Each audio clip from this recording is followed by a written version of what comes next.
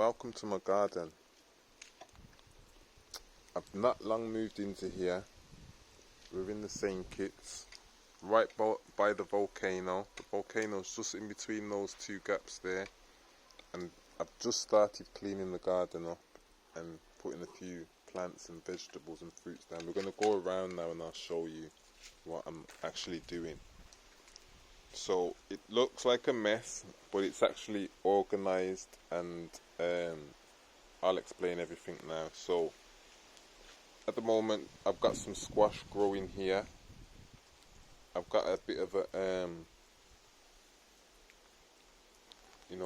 a crop to cover the soil. I'm using this castor oil plant at the moment, castor plant, and I've just started to inoculate it with biochar, and I'm putting compost on there, and I'm building layers. So I'm putting compost, then I'm putting soil, then I'm putting when these castor plants get too big, I pull them out and then I leave them to dry down on the soil. As you can see, anything that's growing on here, I let it grow for a bit, and then when it gets too big, I pull it out, put it back onto the soil so that it can give back energy to the soil. I've been doing lots of different things on here. So in this area here where you can see the stones, I've got some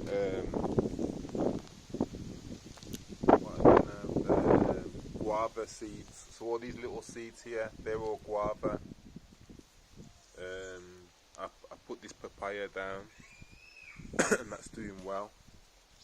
I've got a few peppers growing, but there's not many in this area here. I've got some peppers growing. I've got some more peppers growing here. So as you can see, it's all just starting. It's just newly started. There's a few cannabis plants dotted around as well. This is the first year, so I'm just having to play around. I've just transferred this plant from the front to the back. It's I think it's going to survive. It looks like it's got a new shoot there, so it should survive, but it's sucking all the rest of the leaves to probably save its energy and create new roots to start. This is all my water that I collect up, and I've got some compost tea that I've saved. It's not got no aeration, but what I'll do with it is I'll dilute it with water. So as long as you dilute it with enough water, it won't be bad to your plants. I know a lot of YouTubers say don't have it stagnant because it will create a bad bacteria, but I disagree. As long as it's diluted with enough water, it becomes active again somehow. I can't prove. I only can prove it by my garden. I ain't got no scientific proof to that. And here's some more stuff. So this is the sort of way that I get that, because I believe that, when we never had technology hundreds and thousands of years ago, these things would occur and nature would sort itself out. So all this aeration and pulling molasses in, I've done it, and I do it sometimes, but I don't see anything wrong with doing this either.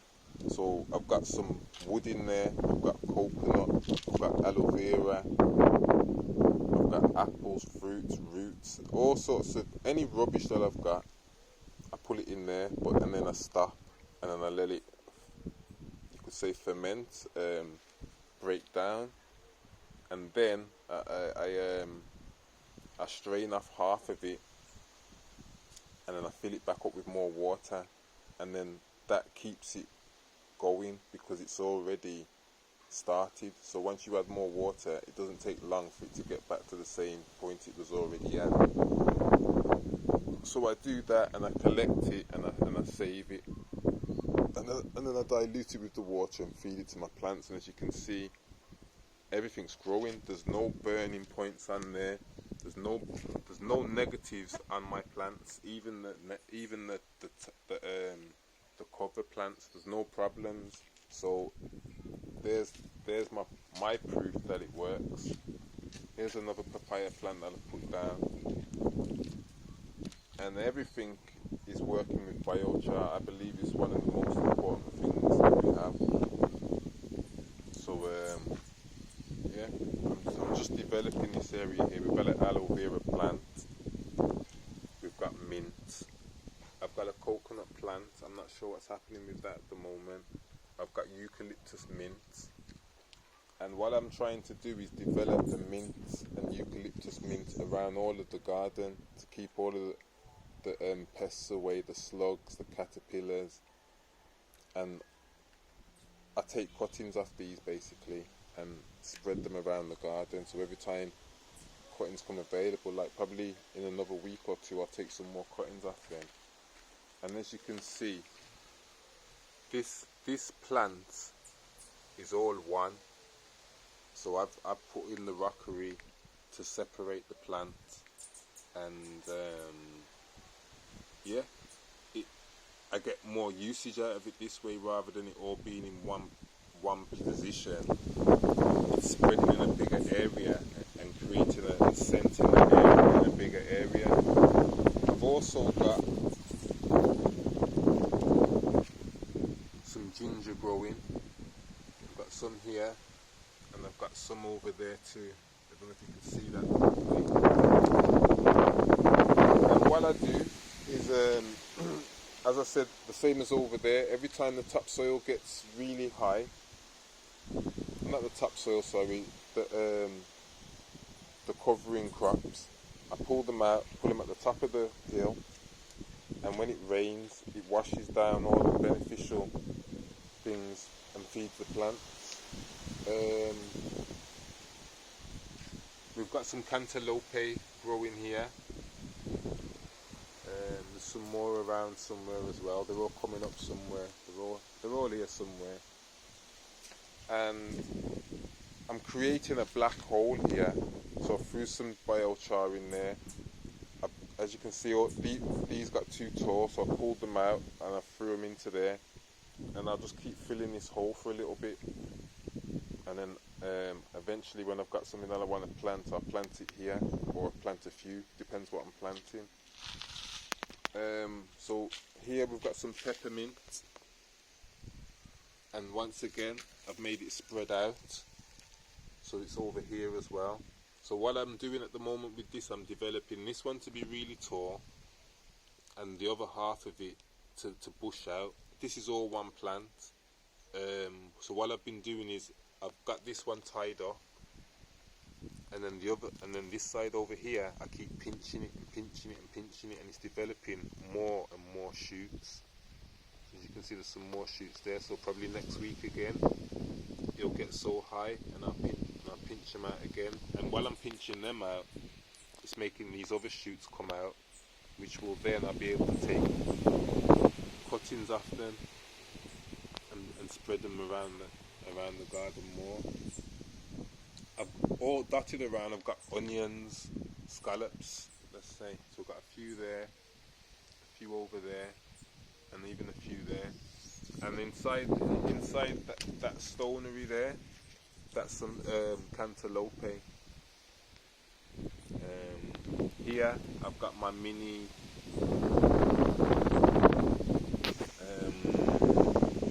avocado. I call it my mini avocado farm. In here somewhere there's some tomatoes growing, but there's a lot of other stuff growing as well, so it needs sorting out. And then over here we've got our squash. It's not doing too well. I'm not really working on this side of the garden as much as I'm working on over there at the moment, so this needs a bit more work doing. It needs more compost over here, and needs some more biochar, and it probably needs me to like flood the area a little bit so that the area's got water in it, so that it can hold a bit of water for a little bit, because it seems really dry over here. There is an obvious reason why it's dry. Obviously the sun's hitting here for a longer amount of hours through the day, but as well, I haven't purposely done it, but at the moment my tap's broken, so it's always dripping. So I don't know if you can see here, but the area is always damp, So because I've created a good organism system here, it's able to absorb the water even over this side of the garden. So this is why I'm working on this area the most at the moment, because it's holding the water better at the moment because of that dripping. So we're going to just stay working on here for a little bit because I still haven't got enough crops. As you can see, I've still got lots of gaps that I'm not using yet. I think these are some more cantaloupe, or so I'm not sure yet. I'm not sure what they are, but we've got something else coming up all over here, so we need to look at what space is left. Here's a lot of a mess still as well. I've got to sort this out. As I said, I'm new here. I've just moved in, so I've got that to a certain stage now where I've got the weeds under control. Now I'm going to start working on this part here. So I've started a little bit. So I put some compost down about a week or two ago, and I put a few papaya plants that I had.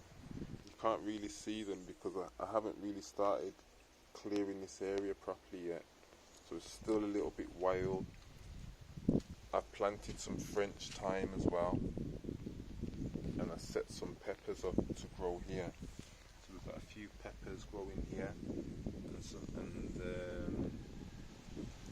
they're growing quite slowly. I've got compost down here and some biochar, but I haven't been.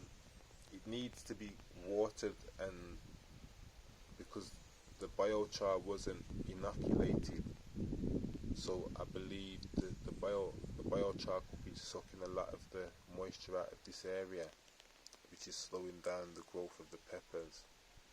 On the other side over here, we've got some cantaloupe, and they look like they either need some water or some food. I put some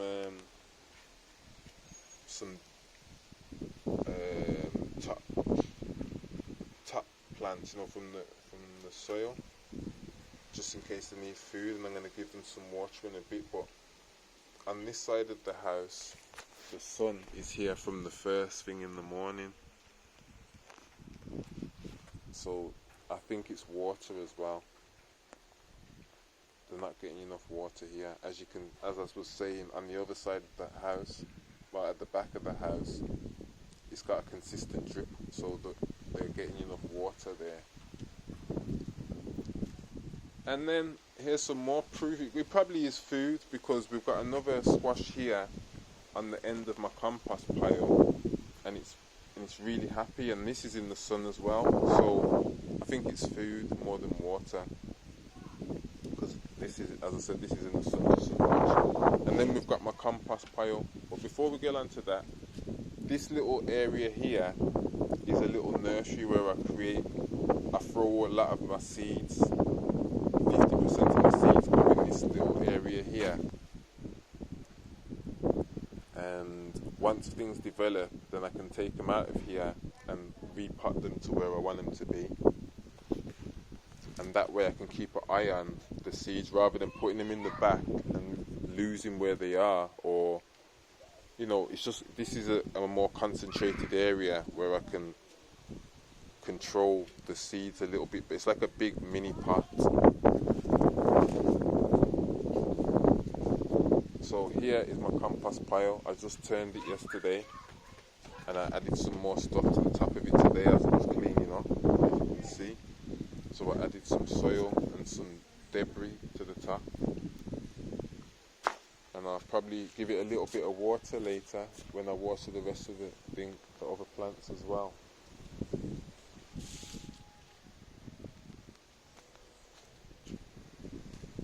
I use the coconut shells here in pots.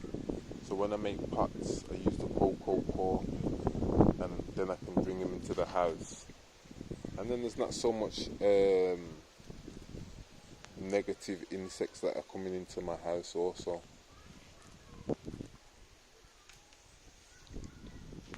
Over here we've got an avocado plant and a basil plant, and I've put this one at the front because it's kind of like an experiment. Like, I've got a few at the back of the house in the shade, and they're getting a different timing of sun, and then we've got this one at the front of the house getting the morning sun. So I'm just trying to see the difference and if it holds the water well and if it survives, basically. The basil, they're always good to have around your house because they keep lots of different bugs away. So we've got one here, and we've also got one over there, right by my bedroom door. So hopefully it's deterring insects from coming towards my bedroom. On the front garden, there's a lot going on, and we still need to carry on developing it. So here, the first one, we've got a papaya, and we've got another papaya there heading towards the gate. So that needs redirecting. I've got to figure that out. So I'll probably do a video on that soon. So keep an eye out for that. Here I've got a cactus plant, and I want to build some rockery around it to give it that type of style and look. So I'm going to be developing that also.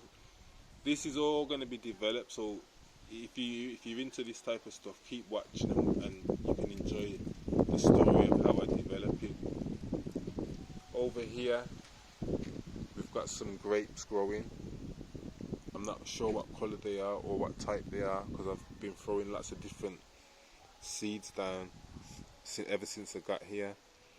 This is a moringa plant, and this is quite important to me, this plant, because if you know the mineral, well, all the different minerals and vitamins and stuff that this plant can do, it's really good when the leaves drop on the ground, because then it's giving the soil food, and it's also good to use as a fertilizer. Believe it or not, this plant is very, very handy, and it grows quite fast as well. So you can take the leaves and use them, and they always come back quite quick and quite strong. We've got some other different varieties of grapes growing down here also.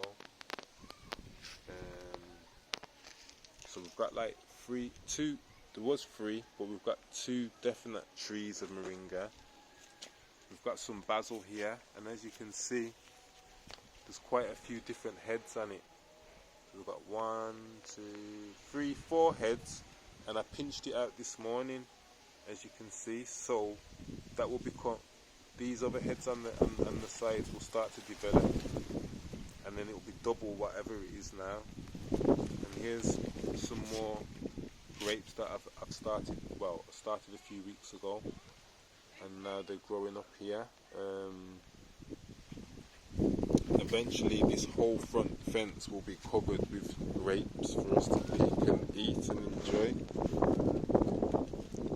We've got a banana plant here, and this one has just started some shoots at the bottom, so we should have some more banana plants coming through soon. So that's exciting, and it's growing really healthy and strong. I've sprayed it down. Most of the plants here have been sprayed down. As you can see, they look a bit dusty. That's because I've sprayed the compost onto them to create the microorganisms. So banana trees have a lot of issues, centipedes, ants, termites. So it's best to get the organisms growing as soon as possible, so that you can have control of what organisms are on the tree. Down here, morning. Down here, I have some peanuts growing. I forgot what type they are now.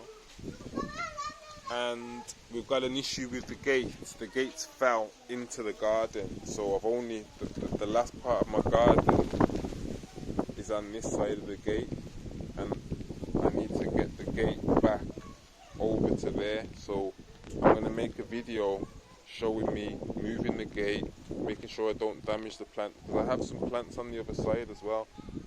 All there, it shouldn't be, but there's a bunch of papaya plants, and I think they're too close to each other, but they're there now, and we're gonna watch what happens and see, is it the strongest that survives, or I may have to move some of them because they're males anyway. So let's see what happens with these. This is going to be interesting.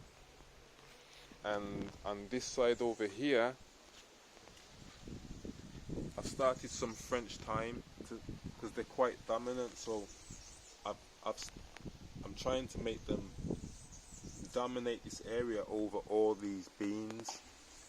There's 4 plants here, so it's a little bit of an experiment. So all of here I haven't really touched. I haven't done anything apart from just made a little path for myself to walk through. So what I will be doing is taking cuttings off the French plants and adding them in all the time and see if they can take over this bean that's growing. So that will be another video that will be following the story too. In fact, let's walk this way round.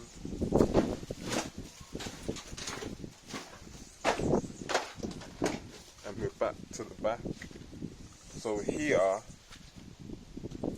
is 3 pots that I've put together, and inside them, as you can see, there's holes all on the outsides of them. That's for aeration for the roots. So this is like an air pot, a soil air pot, and it's got my combination of things. So this is like, it's an experiment, but it's an experiment that I believe will work.